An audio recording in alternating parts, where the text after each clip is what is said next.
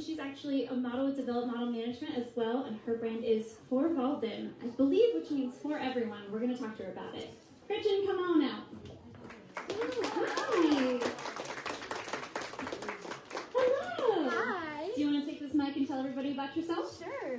So I am a senior in high school. The pieces I have tonight are very avant-garde, and they were actually featured in a minor portfolio that I submitted to Scholastic's Art and Writing Awards. And for those of you that know what the awards are, all three of them have earned a gold key, and they are basically just representing influential elements in the fashion industry.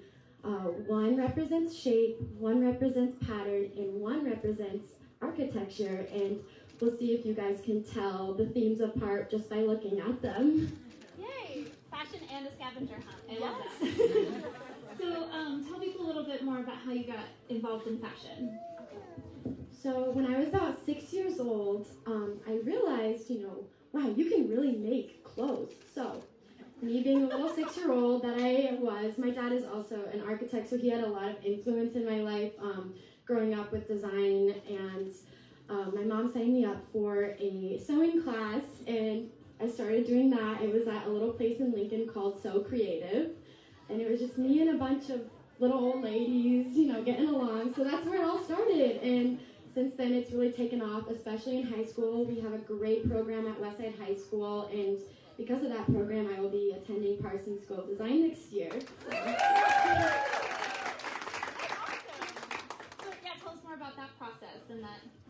Yeah, so back in August, I decided I wanted to apply for Omaha Fashion Week, and that was probably the moment I realized I really want to focus on this, and that made me decide that I was going to go into a fashion design major. So I narrowed down some of my goal schools and dream schools, and I applied to Parsons Early Action and got in, and I will be joining them in August. So that is truly amazing. Congratulations. Thank you. For people who are watching that are maybe thinking about applying to Omaha Fashion Week and are a little scared to do it, it is intimidating. Can you talk to them a little bit more about that process and what it's like? Yes. So for me, I was nervous. I was 16 when I had my first interview with all the panelists, and I want everybody to know that all the panelists are really, really awesome. They're really great to talk to. You can go to any of them for advice, or any designers that have been in past fashion weeks. I don't want anyone to feel scared or nervous. Well, nerves are inevitable, but just know that everything is going to work out, and be yourself and keep working hard and value all the time that you get to work on things, because you never know when you're going to run out of it. Yeah, I think that's something that we talked about during the Omaha Fashion Week event last night, about the nerves and the butterflies, and kind of learning to embrace that. That means you're doing something new and something you are passionate about and excited about. As a designer, when do you get the most nerves, and how do you work your way through them?